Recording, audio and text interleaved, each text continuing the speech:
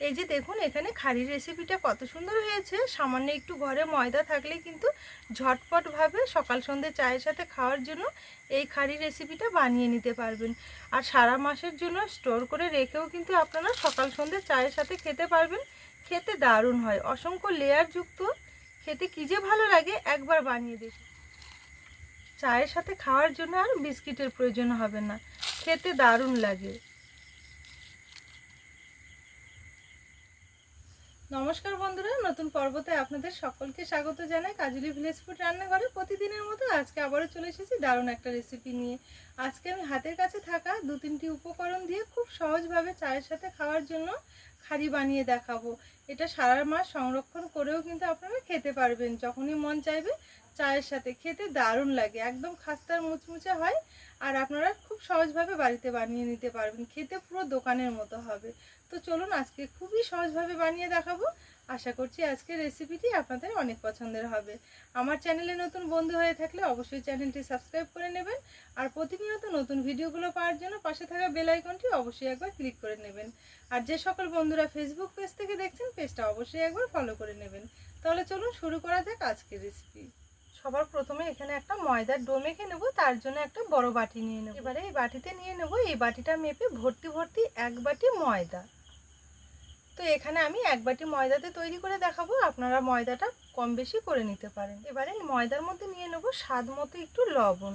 এটা যেহেতু একটু নোনতা নোনতা হবে, সেই কারণে লবণটা একটু স্বাদ মতো নিতে হবে। নিয়ে নেব 1/2 চামচ মতো কাঁচা জোয়ান।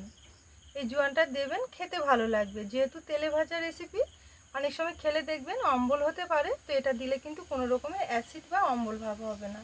আর খেতেও অনেক বেশি ভালো লাগে, খুব সুন্দর একটা ফ্লেভার থাকে। এবারে ময়াম দিয়ে নেব, তার জন্য এখানে নিয়ে নেব এই বড় চামচটা মেপে ভর্তি ভর্তি 1 চামচ সাদা তেল। এবারে তেলের সাথে ময়দাটা হালকা হাতে খুব ভালো করে একটু ময়াম দিয়ে নেব। এখানে ময়দাটা হাতে 2 মিনিট সময় নিয়ে ময়াম দিয়ে নেবেন। এখানে যত ভালো ময়াম দেওয়া হবে রেসিপিটা কিন্তু ততটাই খাস্তা আর মুচমুচে হবে। অনেক দিন পর্যন্ত কিন্তু একদমই মুচমুচে থাকবে আর খেতেও ভালো লাগবে। আর এখানে ময়াম দেওয়ার জন্য সামান্য একটু তেল ব্যবহার করেছি আমি। আপনারা চাইলে ঘি বা বাটারটা দিয়েও কিন্তু ময়ামটা দিয়ে নিতে পারবেন। এই যে দেখুন এখানে আলতো হাতে ঘষে ঘষে খুব সুন্দরভাবে ময়দাটা আমি ময়াম দিয়ে নিয়েছি। আর ভালো মতো ময়াম দেওয়া হয়ে গেলে দেখবেন ময়দাটা কিন্তু একদমই ঝুরঝুরে হয়ে যাবে আর অনেকটা কিন্তু সফট হবে। আর তাছাড়াও এইভাবে যদি মুঠো করে ধরেন, খুব সুন্দরভাবে এক জায়গায় জড়ো হয়ে যাবে। যে দেখুন, তার মানে বুঝে নিতে হবে যে ময়দাটা খুব সুন্দরভাবে ময়ামটা দেওয়া হয়ে গেছে। এবারে এখানে অল্প অল্প করে জল দিয়ে খুব সুন্দর একটা ডো বানিয়ে নেব।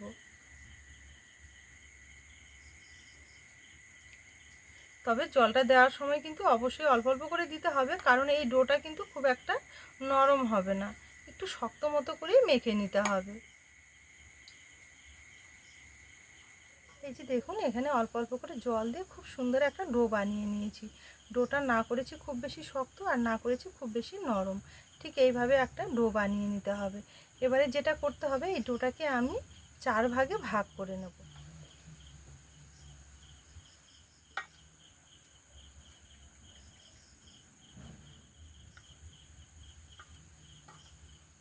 তো দেখুন এখানে খুব সুন্দরভাবে আমি 4টে ভাগে ভাগ করে নিয়েছি। এবারে চাটুর মধ্যে নিয়ে একটু পাতলা করে বেলে নিতে হবে। এবারে একটা লেচি চাটুর মধ্যে নিয়ে নেব। বেলার সুবিধার ক্ষেত্রে সামান্য একটু ময়দা ছড়িয়ে বেলে নিতে হবে।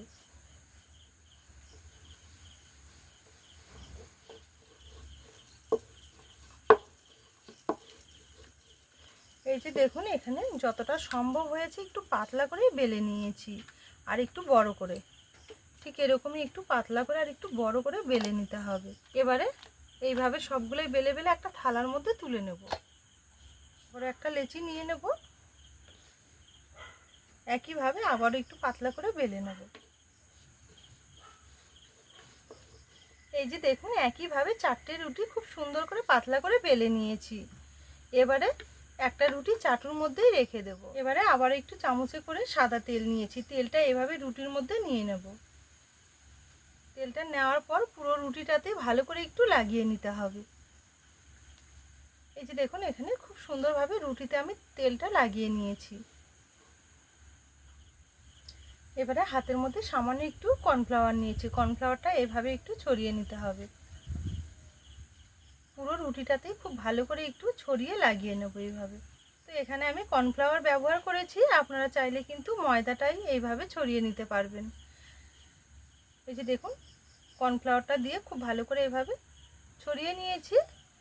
আবারও একটা রুটি একইভাবে এইভাবে নিয়ে নেব। আবার একটু এই রুটিটার উপরে এইভাবে তেলটা লাগিয়ে নেব।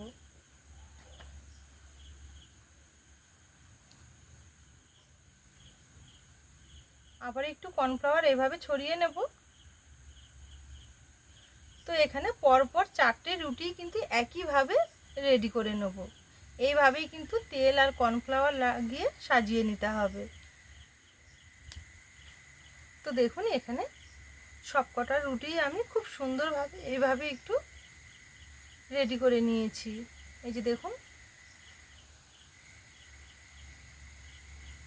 তেল আর কর্নফ্লাওয়ার দিয়ে এইভাবে রেডি করে নেওয়া হয়ে গেছে। এবারে যেটা করতে হবে, এইভাবে একটু ভাঁজ দিয়ে নেব। এই ভাজে ভাজেও একটু তেল আর একটু কর্নফ্লাওয়ার দিয়ে নেব।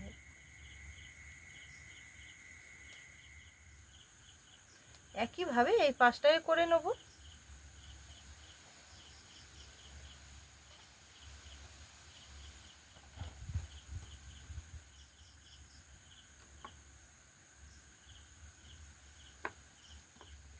এই যে দেখুন, এইভাবে একটু ভাঁজ দিয়ে নিতে হবে।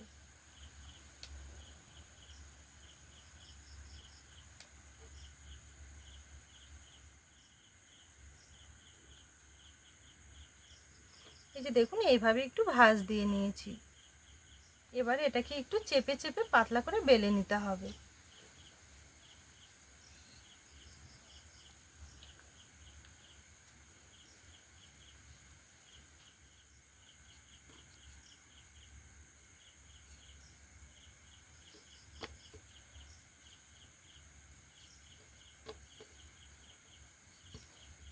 তবে এখন কিন্তু আর আগের মতো পাতলা করতে হবে না, একটু মোটা করেই রেখে দিতে হবে। এইভাবে ঘুরিয়ে ঘুরিয়ে চারিদিকে খুব ভালো করে সমান করে একটু বেলে নিতে হবে। কোনো দিকে মোটা বা কোনো দিকে পাতলা এরকম যেন না হয়, চেষ্টা করতে হবে চারদিকেই যেন সমান হয়। এই যে দেখুন, এইভাবে ঘুরিয়ে ঘুরিয়ে খুব সুন্দরভাবে একটু বেলে নিয়েছি। থিকনেসটা দেখে আপনারা বুঝতে পারছেন যে কতটা পাতলা বা কতটা মোটা রেখে দিতে হবে। তো ঠিক এইভাবেই বেলে নিতে হবে। এবারে যেটা করতে হবে, এখানে একটা ছুরি নিয়েছি, ছুরিটা দিয়ে চারদিকেই কিন্তু এইভাবে একটু কেটে নেব। এই যে দেখুন, এইভাবে একটু কেটে নিয়েছি। এবারে এইভাবে একটু কেটে নেব।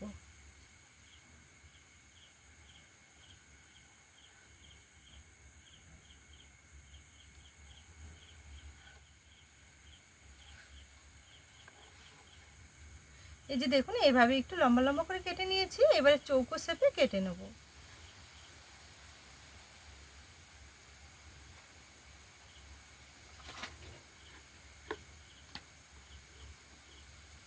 তো দেখুন, এখানে খুব সুন্দরভাবে কেটে নিয়েছি।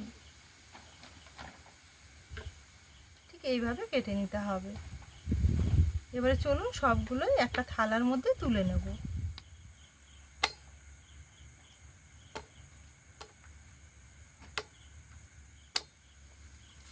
এখানে দেখুন বেশ অনেকগুলো হয়েছে। চলুন এবারে এগুলো ভেজে নেব। তার জন্য উনুন জ্বেলে একটা কড়াই বসিয়ে নিয়েছি। কড়াই নিয়ে নেব কিছুটা সাদা তেল। তেলটা কড়াইয়ে নেওয়ার পর হালকা একটু গরম করে নেব। এখানে কিন্তু তেল বেশি প্রথমে গরম করা যাবে না, হালকা গরম তেলেই এগুলো ছেড়ে দিতে হবে। এখানে তেলটা হালকা গরম হয়েছে। এবারে এগুলো একটা একটা করে ছেড়ে দেব তেলের মধ্যে।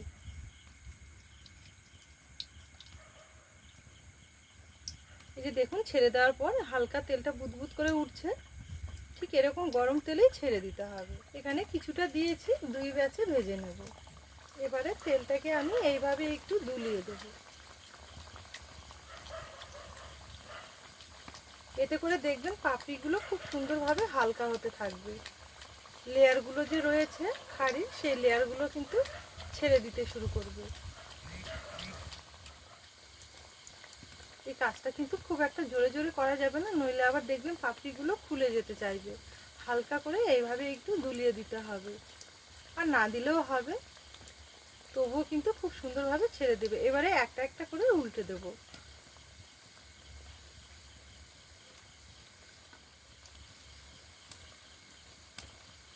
এই যে দেখুন এখানে খুব সুন্দরভাবে এগুলো ভেজে নিয়েছি। যখন দেখবেন এরকম একটা মিষ্টি কালার আসবে তখনই কিন্তু তেলটা ছেঁকে তুলে নিতে হবে। এবারে একটা একটা করে তুলে নেব।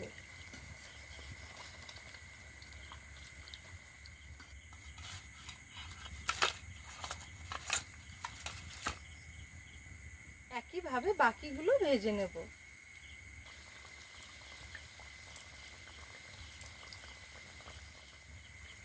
এই যে দেখুন এগুলো খুব সুন্দরভাবে ভেজে নিয়েছি। এবারে তুলে নেব। এক্সট্রা একটা ছান্তার মধ্যে এইভাবে তুলে নেবেন, কারণ এগুলোতে লেয়ারে লেয়ারে অনেক তেল ঢুকে থাকে। এইভাবে করে নিলে কি তেলটা খুব সুন্দরভাবে বেরিয়ে যাবে। তো দেখুন এখানে এক বাটি ময়দা দিয়ে কতগুলো আমি বানিয়ে নিয়েছি।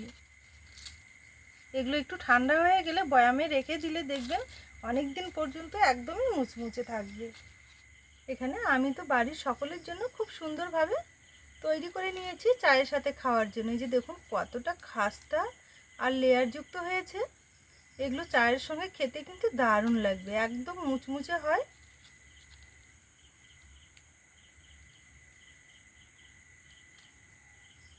তাহলে বন্ধুরা আজকের এই খাড়ি রেসিপি আপনাদের কেমন লেগেছে অবশ্যই কিন্তু একটা কমেন্ট করে জানাতে ভুলবেন না পুরো ভিডিও দেখে। যদি রেসিপি ভালো লেগে থাকে তাহলে অবশ্যই অনেক অনেক বন্ধুদের সঙ্গে শেয়ার করতে ভুলবেন না।